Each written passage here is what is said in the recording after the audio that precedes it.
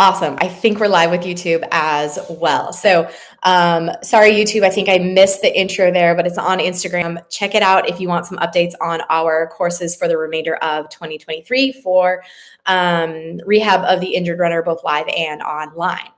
All right. What I want to talk about today is ground reaction force and how it relates to running related injuries. We need to be a little bit cautious, I think, when we're talking about ground reaction force and how it relates to those injuries, because I think the popular opinion is that ground reaction force really is kind of the cause of running related injuries, or we need to address ground reaction forces when we're addressing running related injuries, or we need to reduce it.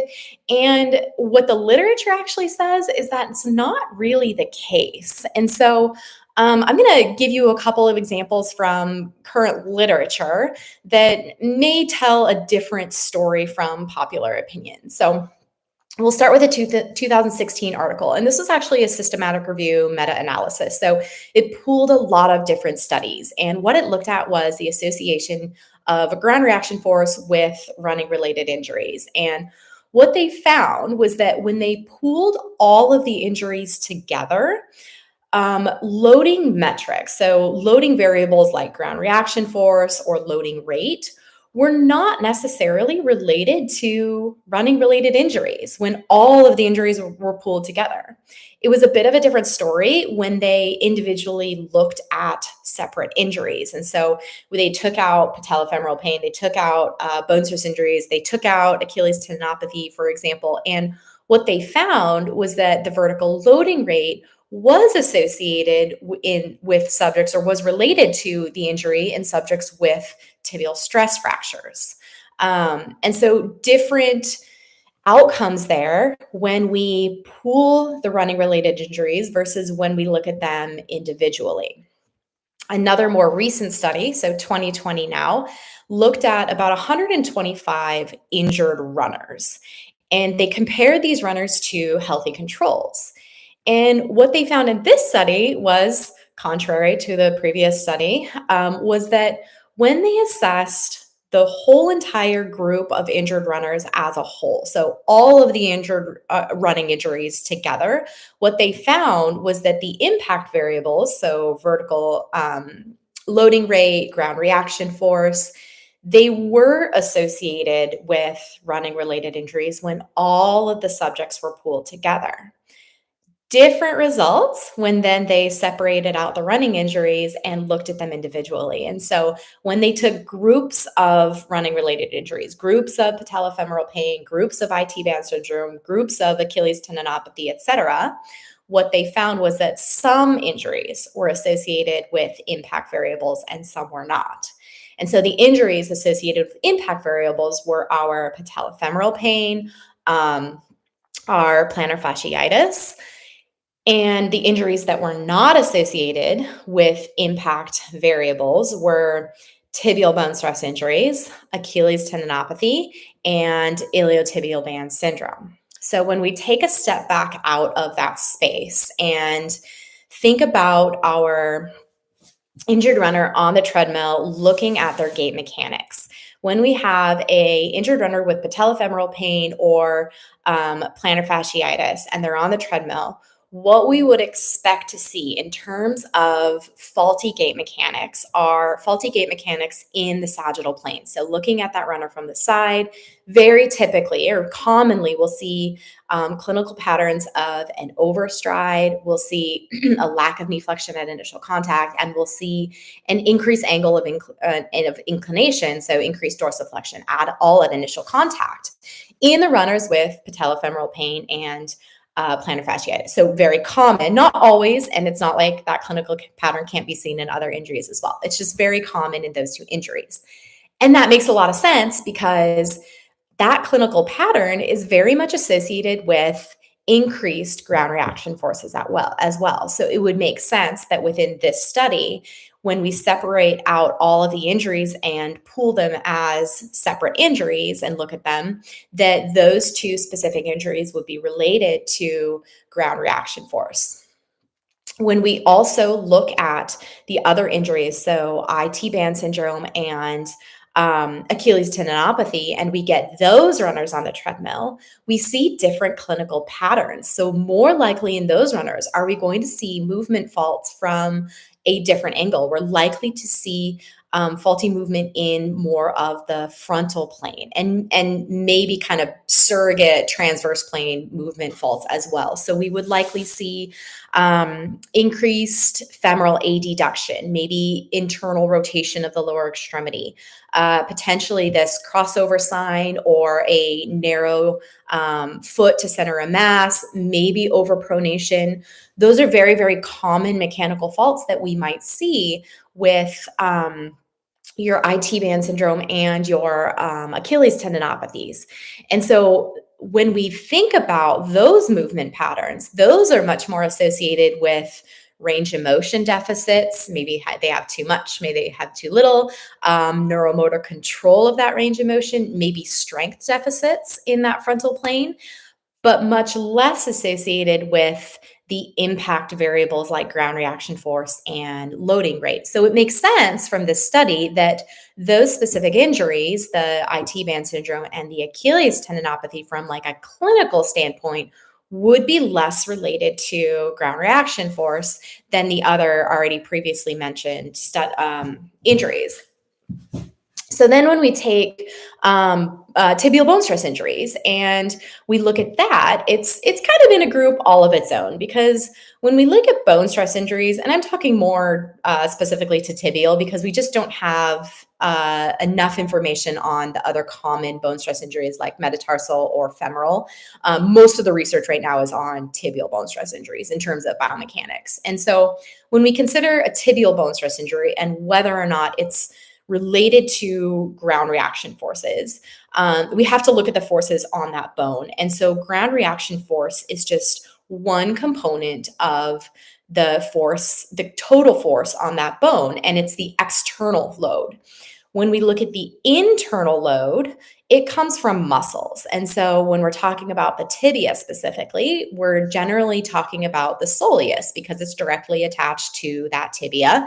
And when the soleus contracts, it imparts this internal load directly onto that bone. So it's considered an internal load.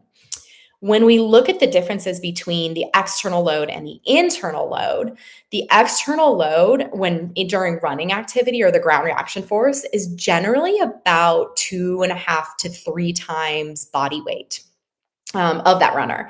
But when we look at the internal load, it's upwards of 8 times body weight for that specific runner compared to the 2.5 times for external load. So you can see how the internal load in a tibial bone stress injury is going to play a much greater role in the development of that bone stress injury than the actual external load coming from that ground reaction force. So again, the results from this study suggest that ground reaction force doesn't really play a big role in tibial bone stress injuries, and that is consistent with the rest of the literature as well. There was a systematic review about a decade ago looking at ground reaction forces in bone stress injuries, tibial and metatarsal, and their conclusions were supportive of this result as well, where they found that ground reaction force is really not related to the development of bone stress injuries in runners, as well as more recent literature has basically corroborated that, and their results are very, very similar. Now, a more recent study, so one published just last year actually, looked at 800 runners. Now that's insane for a running study. Those are huge numbers. And so initially I was thinking, okay, this was a survey study. Like they sent out a survey to a bunch of runners and they got it back and they figured out some results from this study. But no, they actually got 800 runners and put them on a treadmill, did their motion capture, and then evaluated it all for ground reaction force and biomechanics. And so that's a tremendous amount of work, a tremendous amount of data, and really interesting results as well. And so really the big purpose of this more recent study was to look at risk factors for running related injuries in two different shod conditions. And so one shoe was a like a hard cushion shoe, and one shoe was a softer cushion shoe. And so they're looking at the differences in risk factors between those two different shoes. And interesting results. So while they did find different risk factors based on the different shoe condition, what they didn't find was any of the loading variables. So there were numerous in the study, but the big ones are ground reaction force and loading rates.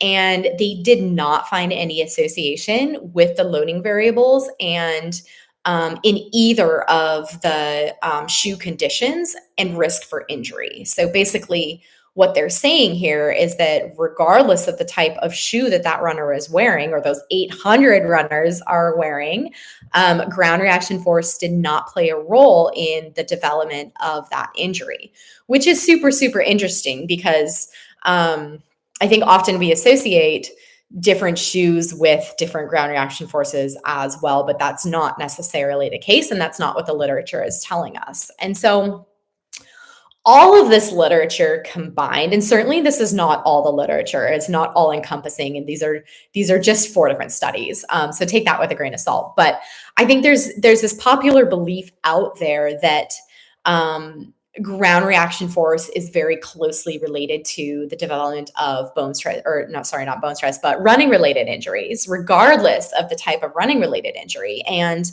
I think we can look at studies 2 different ways. And so in one way, we can look at the study as a whole and take all of the running related injuries and pool them together and then look at the results from there. But those results tend to be very, very different from when we separate out running related injuries and say, okay, what do the patellofemoral pain injuries look like? And what are the mechanics for Achilles tendinopathy? And how are they different from IT band syndrome? And when we do that, we actually get very different results, not only for the biomechanics, but for the ground reaction force as well. And so, contrary to popular belief, I don't think impact variables like ground reaction force are a very good predictor for running related injury, nor may they be, and again, this is different per injury. So they may be something to address in injuries that are definitely related to ground reaction forces like patellofemoral pain, plantar fasciitis, plantar fasciosis. But ground reaction force may not be the best thing to try to address with other types of injuries like bone stress injuries or Achilles tendinopathy or IT band syndrome. And I think the main goal here is just to get the point across that it's not the only metric. And quite often we don't actually have access to that information anyways in a clinical setting. It's more in a lab-based setting, but we need to look at that whole runner. So we need to not only address, if we are addressing ground reaction force, but address the range of motion, address other running biomechanics, address the strength, address the neuromotor control, so that we can basically address that runner as a whole. Okay, that's all I have for you today. I hope that was helpful. I hope you have a wonderful Friday and a wonderful weekend. Don't forget, if you want to sign up for Rehab of the Injured Runner online, our last cohort of 2023, make sure you get in there. Go ahead and sign up today. All right, have a good one. Until next time.